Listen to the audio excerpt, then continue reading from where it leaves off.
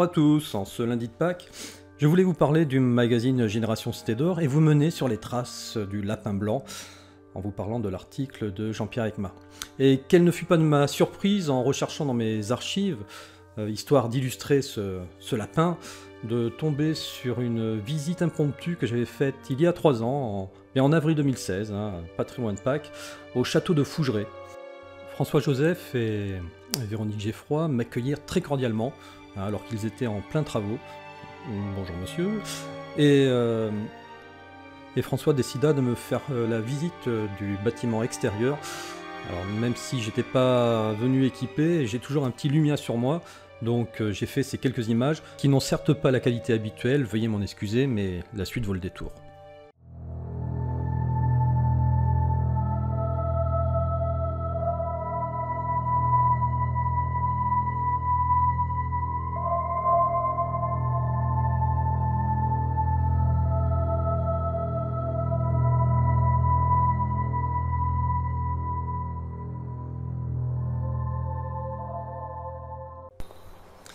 En réalité, c'est en revisionnant cette vidéo que je m'aperçus que j'avais complètement oublié que François me révéla la présence cachée d'une pièce secrète en dessous du château de Fougeray.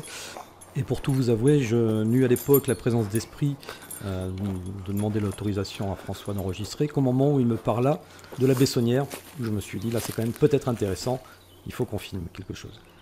Donc on laisse tomber le lapin blanc et on va rejoindre immédiatement François Joseph pour un tour d'horizon du château de Fougeray. Ouais. Poitiers de la Messonnière qui a pris la décision de mettre cette ligne de donjon en place.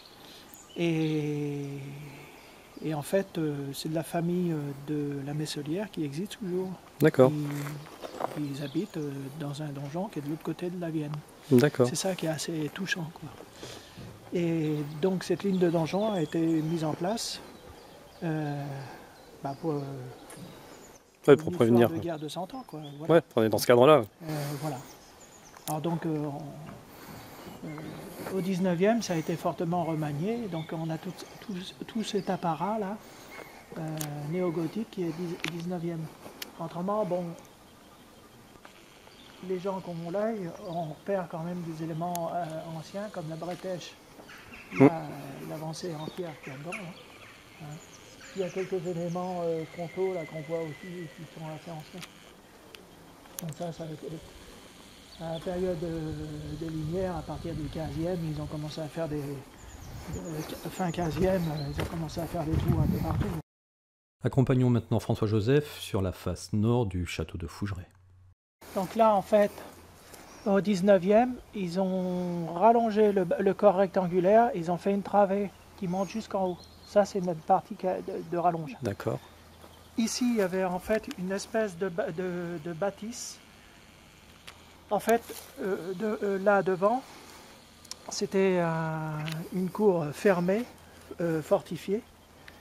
La route de Caux passait au travers ça, donc il y avait un droit de passage. Il y avait un guet là de surveillance.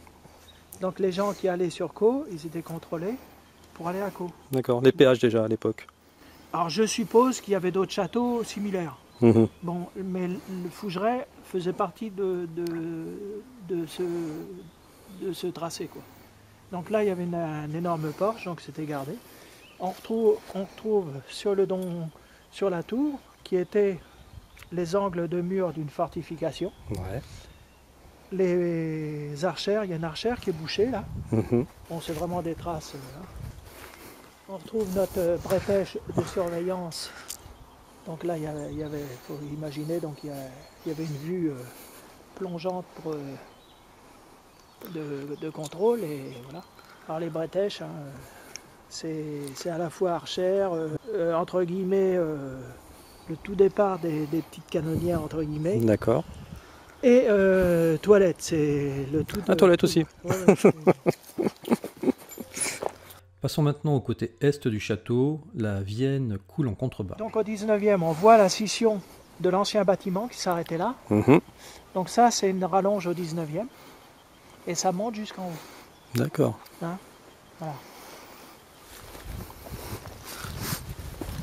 Donc la partie primitive, on la retrouve là. Là, ça a été fortement modifié, ainsi que tout l'apparat. Les échauguettes d'apparat en fait ont été placées au 19e. D'ailleurs, on voit carrément la différence de crépi là. Tout à fait. Alors je fais une pause au niveau du montage car une ombre a attiré mon œil au niveau de la fenêtre. Alors ce n'est sûrement qu'un effet de pareidolie, mais quand on se rappelle que c'est un lapin blanc qui m'a amené à faire cette vidéo, c'est assez étrange, non? Mais reprenons le cours de notre visite. Alors, on voit déjà cette différence de crépi, mais l'incroyable, c'est que le crépi de général, bon bref, je me suis aperçu qu'il date de la période de rénovation, donc ça date. Parce que quand on est dans le grenier en haut, il y a un angle mort, ouais, et la tour, en fait, elle est crépie entièrement. Et dans cet angle mort, on a le crépi visible. Donc voilà.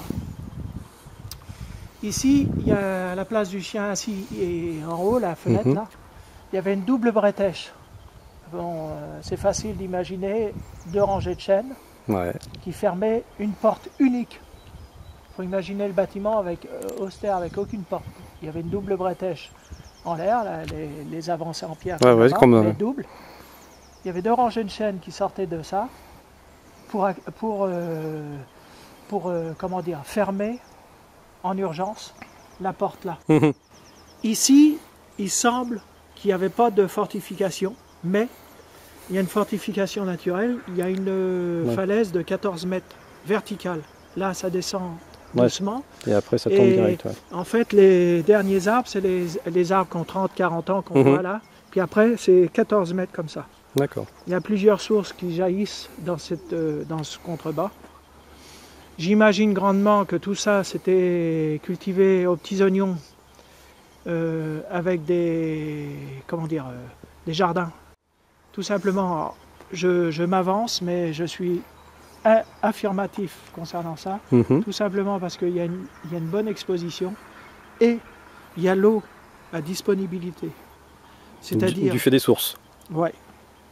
Et c'est marrant parce que le cadastre napoléonien, les dernières parcelles qu'il y a, c'est des vignobles.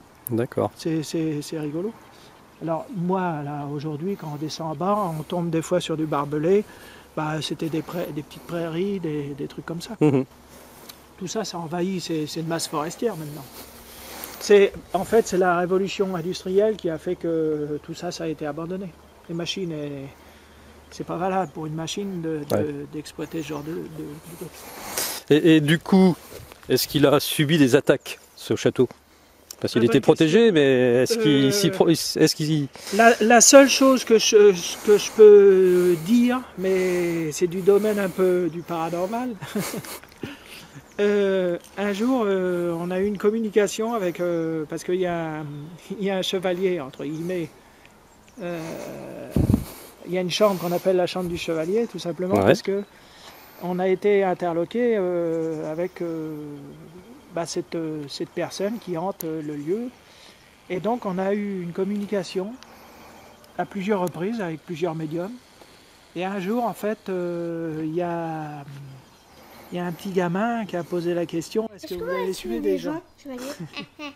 D'accord. Et le chevalier, en fait, il a répondu par le biais de la médium. Il a dit non, j'ai jamais tué de gens de ma vie. Et c'est exactement comme un soldat aujourd'hui. Oui, bien sûr. Bon, soit vous vous trouvez dans un endroit à la con et vous êtes obligé de faire le nécessaire pour vous en tirer, soit, voilà. Donc, non, c'est une petite anecdote.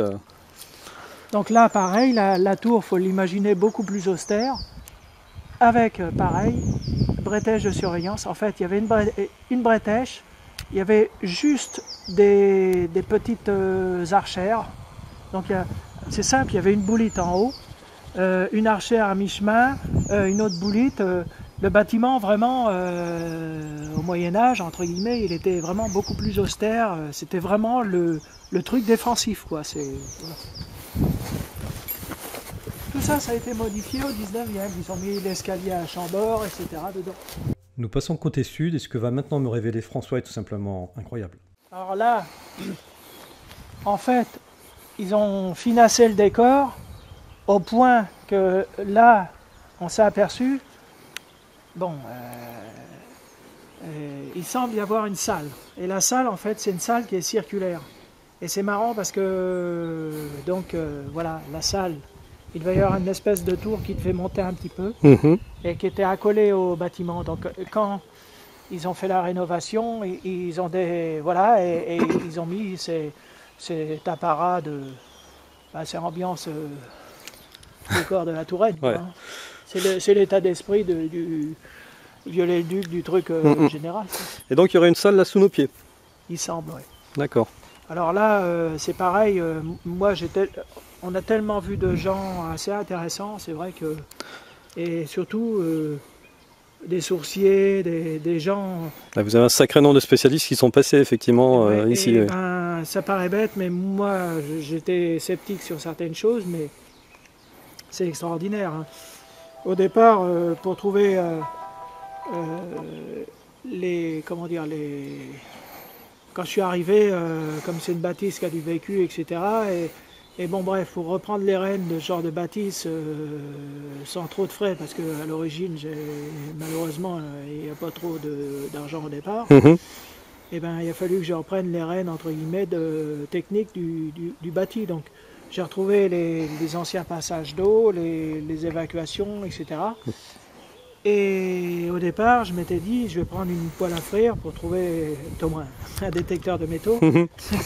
Et puis en fait, c'est nul parce que des bouts de zinc, de clous, etc. Ah, il y en a, ça n'est pas rempli, bah oui. Ça doit sonner toutes les... En fait, un jour, il y a les 2 semaines qui ont suivi, il y a un sourcier qui était présent. Et puis le gars, il me dit,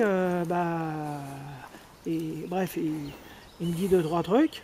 Et puis en fait, je lui ai posé 2-3 questions et en fait, il m'a trouvé là où passait le câble électrique pour alimenter la pompe, le machin, etc. Puis on a financé un petit peu le truc, un peu tout, tranquille. Et puis c'était vrai, c'est preuve à l'appui. Et donc, il y a plusieurs personnes comme ça qui m'ont... Voilà. Et donc là, il semblerait y avoir une salle. Là, les toilettes, là, j'ai commencé à dégrader parce qu'en fait, au 19e, ils avaient commencé à mettre... Il y avait une colonne montante avec des toilettes. Ils ont passé un gros tuyau en fond dedans, là. Et ça va dans une salle qui est là. Là, bon, j'ai fait une manière de pouvoir réparer. Parce qu'en fait, il y avait 2 toilettes en... Alors la salle, en fait, c'est une salle qui est au niveau -8, au même titre que la première cave. D'accord. Et je l'ai sondée, en fait. Ah oui, auquel vous n'avez pas accès non plus. J'ai pas accès parce que en fait il y a juste, alors je sais pas si c'est une salle, imaginons une caisse en ciment, tout simplement, hein, ou si c'est une salle réelle. Donc en tous les cas c'est le même niveau que la première cave de l'autre côté. D'accord, mais c'est pareil, ils n'avaient pas peut-être un moyen de s'échapper en cas de... Eh ben justement, parmi comment dire, les sourciers, il y en a plusieurs qui se sont aperçus qu'en fait, il semble y avoir... Alors, il y a des grottes qui sont là, ouais. et il y a un rattachement des grottes qui sont dans les sous-roches qui allait à la tour d'escalier. Ouais, donc on peut supposer qu'il y a... Voilà.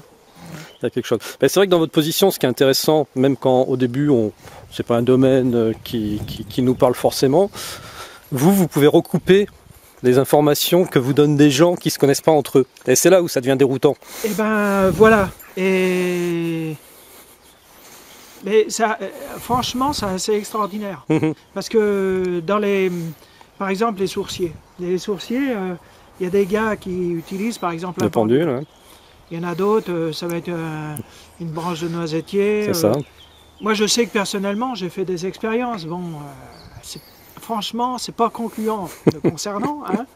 Mais voilà, je connais par exemple une personne, le gars, il fait ça au pendule. C'est genre sa montre ou je sais pas quoi. Et il va mettre, par exemple, un matériau dans sa main. Et au pendule, il va vous dire Ouais, s'il y en a dessous, avec la vibration. Exactement. Avec la fréquence, ouais.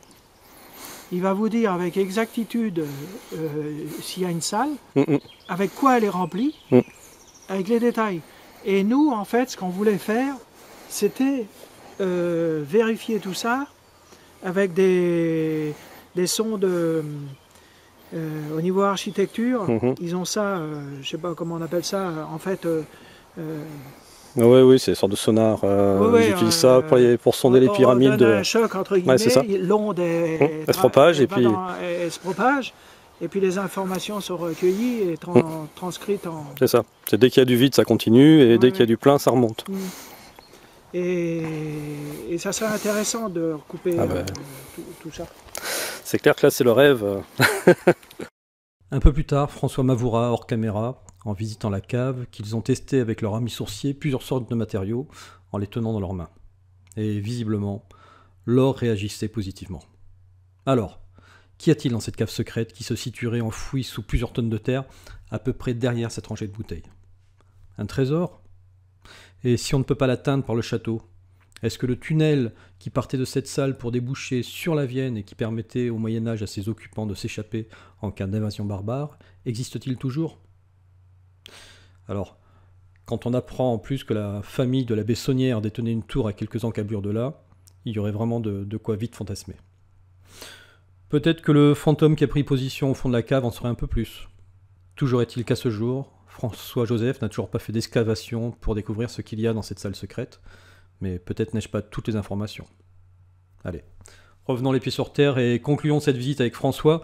De toute manière, il ne me reste plus beaucoup de batterie. Ouais, ce que je n'ai pas dit au tout départ, c'est qu'en fait les tours là, c'est des angles de mur de la fortification. Donc là, le mur, tac, là, et la route de Caux passait là. Et le cadastre napoléonien, la route passait là, et celle qui est au bout n'existait pas. C'est bizarre, hein. On a eu du mal à le croire. Hein. Voilà, comme je vous avais prévenu, plus de batterie. On va donc s'arrêter sur ce dernier mystère. Irez-vous jusqu'au bout de cette route vers une autre route qui n'existe pas? C'est à vous de voir. En tout cas, je vous remercie d'être resté jusqu'au bout. Si vous voulez nous soutenir, vous pouvez vous rendre sur générationcitédor.com et découvrir le magazine Génération Cité d'Or que nous sommes en train d'éditer actuellement. Allez, à très bientôt, que ce soit sur Miasme TV ou sur Facebook, sur la page Génération Cité d'Or. Ciao, ciao.